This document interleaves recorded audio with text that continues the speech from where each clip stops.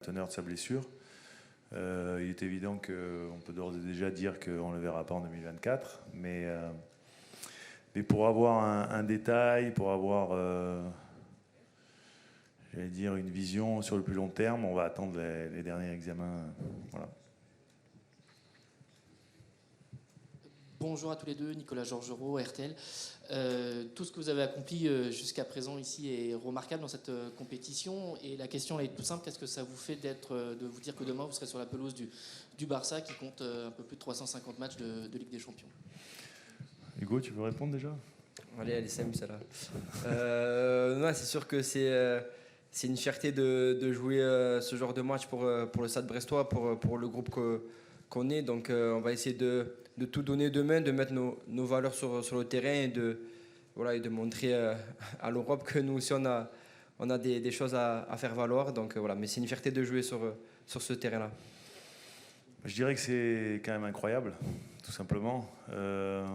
Remettons-nous un an ou deux en arrière, d'imaginer, même quand on est supporter du Stade Brestois, d'imaginer que on va faire un déplacement, que 3000 de nos supporters seront là, ici, en Espagne, pour rencontrer le FC Barcelone. C'est certainement un rêve qu'ils n'auraient pas pu imaginer, quoi. Après, pour nous, forcément, c'est quelque chose de fantastique de pouvoir se mesurer à ce genre de club. Bien sûr qu'on s'attend à beaucoup de difficultés. Il y a certains matchs qu'ils ont joués cette année contre le Bayern, contre le Real, qu'il vaut mieux pas regarder, parce qu'autrement, je crois qu'on serait resté à Brest. Mais comme l'a dit Hugo, on a la volonté, comme on essaie de le faire à chaque match. Alors actuellement, ça ne nous réussit pas tout le temps, mais à chaque match, j'ai essayé d'être acteur, de profiter aussi du moment présent, parce que je crois qu'il faut être capable justement d'en profiter, mais en même temps de ne pas être non plus, je veux dire, venir ici en victime expiatoire, mais au contraire d'essayer de mettre nos valeurs sur le terrain. Ça sera l'objectif encore demain. Ça suffira peut-être pas, mais en tous les cas, on essaiera.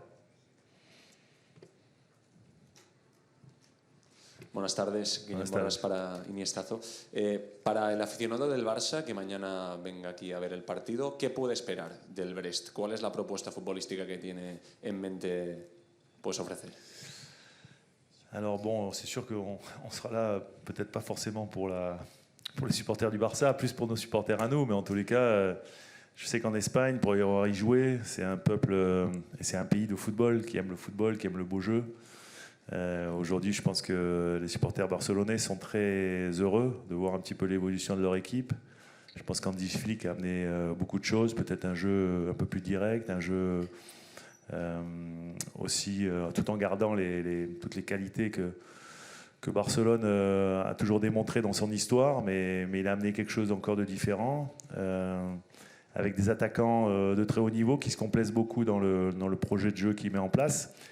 Après, nous, ce qu'on va essayer de leur reposer, c'est justement cette capacité à pouvoir les contrarier, à pouvoir aussi utiliser le ballon quand on en aura la possibilité. Maintenant, comme je le dis souvent, un match de football est un rapport de force. Peut-être que les Barcelonais ne nous donneront pas l'opportunité de nous exprimer, mais en tous les cas, on aura volonté de le faire. Donc, venez au match, supporters barcelonais, parce que j'espère qu'il y aura en tous les cas du spectacle. Arnaud Matteoli, France Télévisions. Messieurs, tous les deux, qu'est-ce que ça fait d'avoir changé le regard sur le club de Brest ces dernières semaines et d'être tout simplement la grosse surprise de cette Ligue des Champions, d'arriver ici dans cette position à Barcelone? Ouais, c'est sûr que quand on est rentré dans cette compétition, le Stade Brestois était méconnu de l'Europe. Donc c'est sûr que c'est une fierté d'avoir mis Brest sur cette carte par le jeu qu'on produit et par les résultats. Donc c'est sûr qu'on est content d'avoir fait retourner certaines vestes, entre guillemets, parce que pas beaucoup nous voyaient avec ce nombre de points à ce stade-là de la compétition. Donc voilà, on est content et on espère continuer à gravir des points pour être de plus en plus bon dans cette compétition. Non, je crois que c'est une grande fierté, forcément. Il est évident que les spécialistes en France nous prédisaient peu de chances de pouvoir exister dans cette compétition. Nous, on n'a jamais été, j'allais dire, portés par le fait de faire taire nos détracteurs. Non, on était portés par le fait d'essayer d'être d'être acteur, de proposer des choses, d'être à notre niveau tout simplement. Et c'est ce que j'ai souvent dit aux joueurs, Hugo pourrait le confirmer, que déjà, soyons déjà nous à notre niveau. Après, si on tombe sur des équipes peut-être demain soir, comme Barcelone, qui sont vraiment trop fortes, eh ben, on l'admettra, on les félicitera. Mais ce que j'ai envie, et ce qu'on a assez peu montré malheureusement dans l'autre compétition qui nous tient beaucoup à cœur, cette Ligue 1, c'est qu'on a eu souvent des matchs un peu en dents de scie, où on a souvent joué à notre niveau qu'une mi-temps, notamment le dernier match contre Monaco, et que pour l'instant ça n'a pas suffi. Donc voilà, demain, espérons qu'on soit déjà, nous, dans ce qu'on a envie de proposer, ce qu'on a envie d'être, et que ça dure sur les 95-100 minutes, parce qu'il faudra effectivement avoir beaucoup de résilience, beaucoup de courage aussi, pour faire face à cet ogre européen qui est le FC Barcelone. Bonjour à tous les deux, Thomas Vier, France Bleu Brésil. Je rebondis sur ce que tu viens de dire, Eric. On sait qu'il ne faudra pas avoir un trou d'air comme ça a pu être le cas cette saison dans quelques rencontres. Barcelone marque beaucoup dans le premier quart d'heure. Si le scénario devait faire qu'il y a 1-2 buts rapides, on sait que la différence de but va compter dans cette compétition pour les places. Est-ce que c'est un calcul que vous avez dans un coin de votre tête, quitte à fermer un peu le jeu, ou est-ce que ça va être l'objectif de jouer tout le match et de proposer du spectacle? On a envie, de toute façon, de proposer des choses, de proposer du spectacle. Après, est-ce que le FC Barcelone nous laissera l'opportunité de le faire? J'en ai parlé tout à l'heure. Si on a 20% le temps le ballon, et que ça sera difficile de s'exprimer, et qu'à la récupération, ils nous font un tel contre-pressing qu'on le perd aussi rapidement, ça sera les enjeux de ce match. Donc, bien sûr qu'on a envie de proposer des choses, pas forcément d'être une équipe avec un bloc bas, 11 derrière ballon et attendre de voir ce qui va se passer. Non, c'est pas forcément ça. Maintenant, on sera peut-être comme ça parce que le match fera qu'on n'aura pas d'autre choix. Mais en tous les cas, c'est pas la volonté première. La volonté première, c'est effectivement de leur poser les problèmes, et notamment quand on aura récupéré le ballon. Après, est-ce qu'on en sera capable? Ça sera l'histoire du match de demain. Bonjour, Tracy Rodrigo de l'équipe. Un joueur du Barça a déjà joué contre Brest. Vous savez de qui il s'agit? Un joueur du Barça a joué contre Brest. Rafinha Oui, Ah Rafinha, oui, quand avec il était à Rennes. Ouais. On sait du coup que demain Lamine Yamal sera absent. Du coup, Rafinha devient avec Lewandowski l'arme numéro 1. Du coup, quel est le plan contre Rafinha? C'est marrant parce que j'ai eu votre confrère de la télé brésilienne juste avant. Il m'a demandé comment on comptait arrêter Rafinha. J'ai dit, si j'ai un lasso sur le bord de touche, on ne sait jamais, ça peut servir parce qu'il est souvent proche de la ligne de touche quand même. Maintenant, non, c'est un joueur effectivement qu'on a vu à Rennes, qui n'était peut-être pas encore le joueur qu'il est aujourd'hui, mais qu'on a vu, et moi qui suis un amoureux du foot et notamment du foot européen, je l'ai vu déjà bien évoluer quand il était en Angleterre à Leeds notamment, et puis après il a pris cette dimension aujourd'hui pour être même le capitaine de cette équipe du Barça. Donc c'est vrai que c'est le joueur, un des joueurs les plus dangereux. Le problème c'est que quand on étudie Rafinha, après on regarde Olmo, après on regarde Gavi, après on regarde Pedri, après on regarde Lewandowski, après on regarde... Et là on se dit, alors on va pas regarder seulement un, on va essayer collectivement de trouver des solutions. Donc effectivement ça sera plus collectif. Mais c'est vrai que vous avez raison d'en parler, parce qu'aujourd'hui c'est un joueur qui est assez irrésistible. Donc voilà, espérons que nos défenseurs fassent un grand match, et individuellement et collectivement. Eric, au-delà de Pierre Lesmelou, il y avait quelques absents aussi à Monaco. Juste peut-être un point aussi sur le groupe, que ce soit Massiadi ou Soumaïla ou Koulibaly. Et juste une petite question aussi, comment vous estimez, que ce soit Hugo ou Eric, comment vous pouvez justement gêner cette équipe barcelonaise, même si elle est fait un début de saison remarquable? Osasuna, la Real Sociedad ou le Celta Vigo ont réussi. Donc, c'est quoi les plans, que ce soit Hugo ou Eric? Merci. Pour les absents, déjà, malheureusement, on a acté aussi l'absence de Soumi Koulibaly hier à l'entraînement, qui n'a pas pu s'entraîner, qui avait encore des douleurs. Et puis après, Bradley Loco, bien sûr, qui est là pas là depuis le début de la saison. Donc, même si pour certains, Barcelone est amputé d'un de leurs meilleurs joueurs et qui sont diminués, on peut dire que nous, on est triplement diminués, donc, parce qu'on a 3 joueurs importants qui ne sont pas là. Maintenant, j'ai envie de parler de ceux qui seront sur la pelouse et qui essaieront effectivement de mettre en échec cette équipe de Barcelone. Aujourd'hui, sur la vidéo, sur le tableau noir, on sait exactement ce qu'on doit faire pour pouvoir poser le problème à cette équipe. Le problème, c'est qu'on ne gagne jamais les matchs en vidéo et sur le tableau noir parce que c'est vachement facile à ce moment-là et que sur le terrain, c'est une autre histoire. Donc, on vient avec beaucoup d'humilité et on sait que ce sera un match très compliqué et en espérant que, comme je l'ai déjà dit, on soit déjà à notre niveau et c'est ça qui sera le plus important. Oui, après, on sait que actuellement, enfin, ces derniers mois, le FC Barcelone est une des plus belles équipes européennes, voire une des meilleures. Donc voilà, c'est dur de dévoiler un plan, mais voilà, comme l'a dit le coach, on sait ce qu'on a à faire, les consignes que le staff nous a données, on sait ce qu'on devra faire. Voilà. Après, la vérité, elle est sur le terrain, ça restera quand même un match. On sait qu'on a fait de grandes choses la saison passée contre de très bonnes équipes, donc pourquoi pas le réitérer dès demain soir, en tout cas en mettant nos valeurs, et je pense qu'on pourra les embêter. Bonjour coach, Arnaud Tarini pour l'AFP, l'agence France Presse. On a vu le Barça, justement comme disait un confrère, être piégé par Osasuna, la Real Sociedad, là par Vigo, avec ce bloc très haut, cette défense très haute et cette façon de jouer le hors-jeu. Est-ce que c'est quelque chose que vous avez préparé en amont, d'essayer de passer en profondeur et de piéger sur ces millimètres qui ont manqué la dernière fois à Kylian Mbappé? Peut-être ça ira dans votre faveur demain. Bon, on l'espère, hein. C'est vrai que c'est un parti pris du côté d'Hansi Flick. Je pense qu'il un vrai projet de jeu avec la volonté d'avoir un bloc équipe très haut parce qu'ils veulent être très compacts dans le contre-pressing, dans la capacité à récupérer le ballon dès qu'ils le repèrent très rapidement et ils sont vraiment très, très performants à ce niveau-là. Donc la problématique, quand on est en face, oui, on sait tout ça, qu'il y a de la possibilité et de l'espace derrière leur ligne de défense, qu'ils ont un gardien qui est aussi très haut justement pour anticiper ce genre de situation, mais après il faut arriver à faire la passe juste dans le bon tempo, dans le bon entre nos attaquants, nos milieux de terrain ou nos défenseurs. Donc voilà, on sait tout ça. Maintenant, est-ce qu'on sera capable de le faire? Ça, c'est encore autre chose. Donc il est évident que c'est quand on met en place des choses, on fait souvent des choix et qui sont effectivement payants certaines fois et d'autres pas. Donc on verra demain si on est capable de leur poser des problèmes par rapport à ce projet de jeu qu'ils ont. Maintenant, on sait aussi qu'eux sont aussi très verticales, qu'ils attaquent beaucoup la profondeur et que pour nous aussi, il sera très important d'être capable justement de pouvoir anticiper tout ça, ce qui ne sera pas simple. Bonjour, François-Miguel Boudet de Flashcore France. Question pour tous les deux. Ludovic Ajor, qui a été essentiel en Ligue des Champions principalement, également en championnat, mais il a été vraiment, on a vu dans la remontée de bloc, aussi dans le genre déviation, il va être confronté à Inigo Martinez et Pau Cubarsí, qui ne sont vraiment pas des tendres. Comment vous préparez ce duel qui va être très important dans le match, aussi bien au milieu de terrain que vous en tant qu'entraîneur? Merci.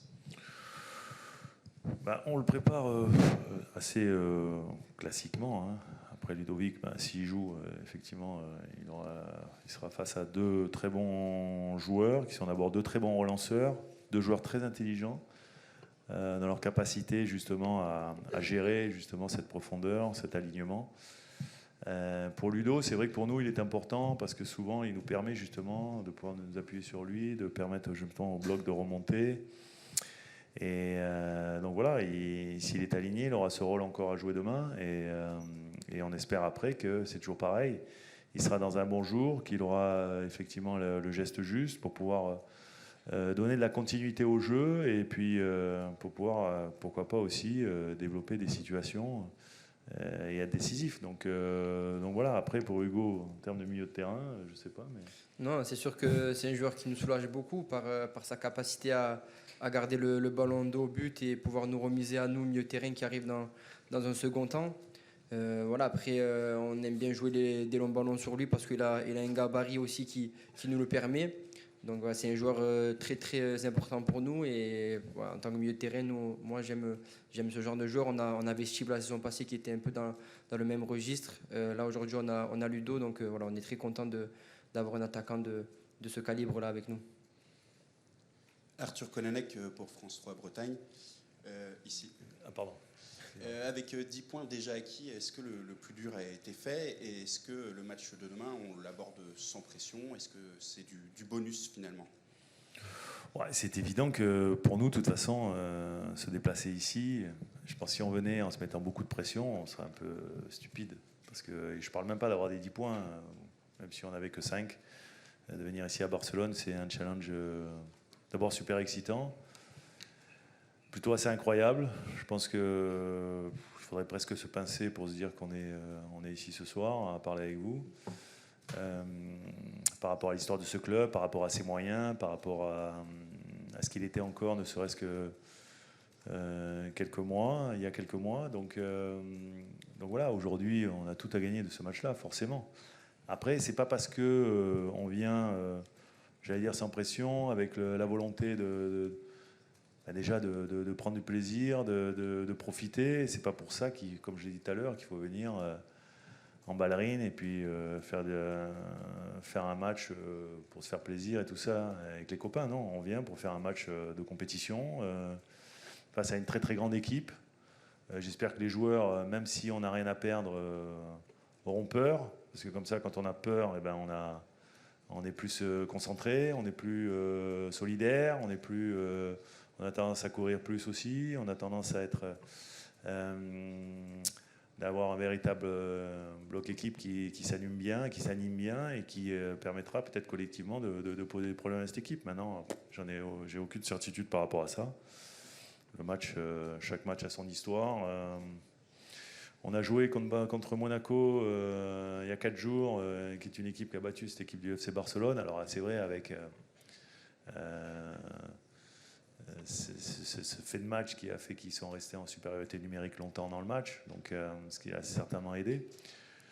Mais c'est la preuve qu'en foot tout est possible et que même pour nous, même si ça paraît quelque chose d'assez dire pratiquement nul sur le papier, on essaiera de jouer notre chance à fond. Bonsoir Eric, ici, tout là-haut. Hey, bonsoir. Dans la conf barcelonaise, Hansi Flick est apparu très mécontent des 2 dernières sorties de son équipe, réclamant une réaction. Est-ce que ça déjà, ça vous chagrine un petit peu parce que vous vous dites ils vont être encore plus concentrés, peut-être que le Bayer Leverkusen les témoins, vous avez peut-être pris un petit peu de haut, on en avait parlé à l'époque. J'enchaîne avec une deuxième question pour ne pas reprendre le micro plus tard. Est-ce que, vu votre situation en Ligue 1 aussi, malgré le match de gala, vous êtes tenté peut-être de faire tourner parce que le match le plus important, ce sera sans doute ce week-end? J'ai pensé à ce que tu as dit. J'y ai pensé quand j'ai regardé le match, parce que bien sûr j'ai regardé le match du Celta Vigo.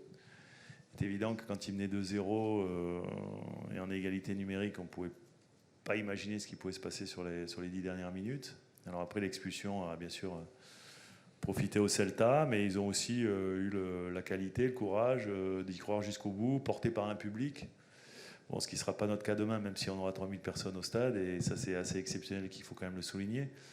Donc voilà, je me dis effectivement que cette équipe va vouloir réagir et que on vient peut-être là au bon moment, quoi. Mais en tous les cas, il n'y a pas le choix. Le calendrier il est fait comme ça. Donc maintenant, on sait qu'on va jouer face à peut-être une bête un petit peu blessée, qui auront envie j'allais dire, de répondre un peu aux exigences de son entraîneur. Donc voilà, c'est en tous les cas un obstacle encore supplémentaire qu'il faudra lever. Et c'est vrai que si on s'attend à ce qu'ils nous prennent de haut, je ne pense pas que ce sera le cas par rapport justement au contexte dont tu viens de parler. Et donc tant mieux, parce que c'est vrai qu'on a envie de rencontrer un FC Barcelone au top de sa forme, parce que si on joue ce genre de match-là, c'est aussi pour se jauger face à ce genre d'adversaires qui sont aujourd'hui, comme je l'ai déjà dit, forcément des adversaires qu'on n'aurait pas imaginé jouer il y a quelques mois encore. Sa deuxième question, c'était ? Ah oui, tenter de faire tourner. Ouais, bien sûr. Je suis tenté, et peut-être qu'on fera tourner demain, on verra, le 11. Hola, ¿qué tal? Buenas tardes, entrenador. Sí. El Barça esta temporada, cuando no está Lamine Yamal, no gana. Mañana no juega Lamine Yamal. No sé si es un alivio para usted, un descanso.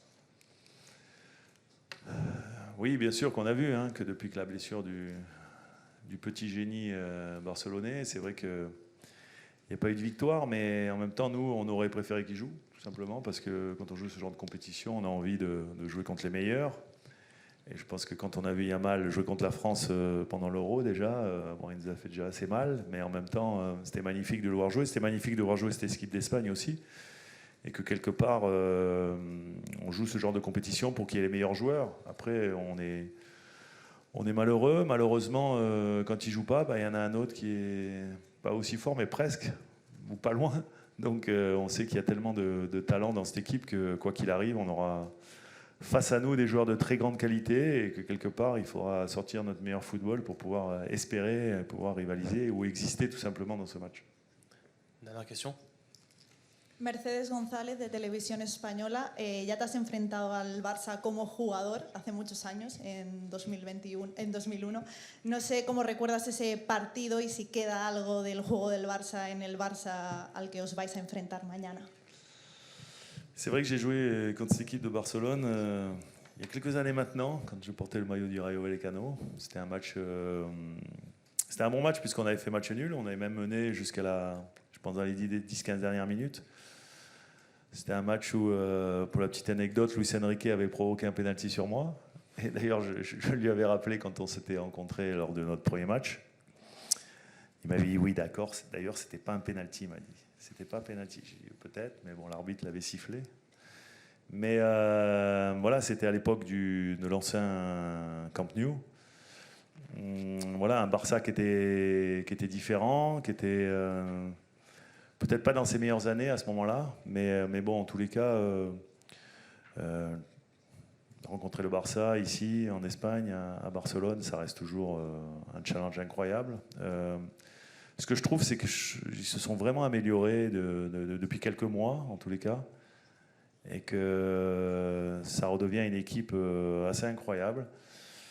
Alors peut-être pas encore l'équipe de Guardiola avec Messi et tout ça, mais je trouve que ça en prend le chemin et qu'avec la nouvelle génération qu'ils ont de jeunes joueurs dingues, que ce soit Gavi, Pedri, Koubarsi, et Yamal, enfin bon, c'est Casabo, c'est des jeunes joueurs qui... Je me demande s'ils ne pourraient pas jouer encore en Youth League, certains, et c'est vous dire le niveau déjà qu'ils ont, donc c'est assez incroyable pour nous, quand on étudie cette équipe, de voir ce potentiel, de voir cette jeunesse, de voir ces talents. Donc bravo tout simplement au club, qui est une véritable institution, qui a une académie, la Masia, qui est assez incroyable. Et que c'est vrai que quand on est entraîneur, tout ça, ça fait rêver. Merci beaucoup, bonne soirée. Merci.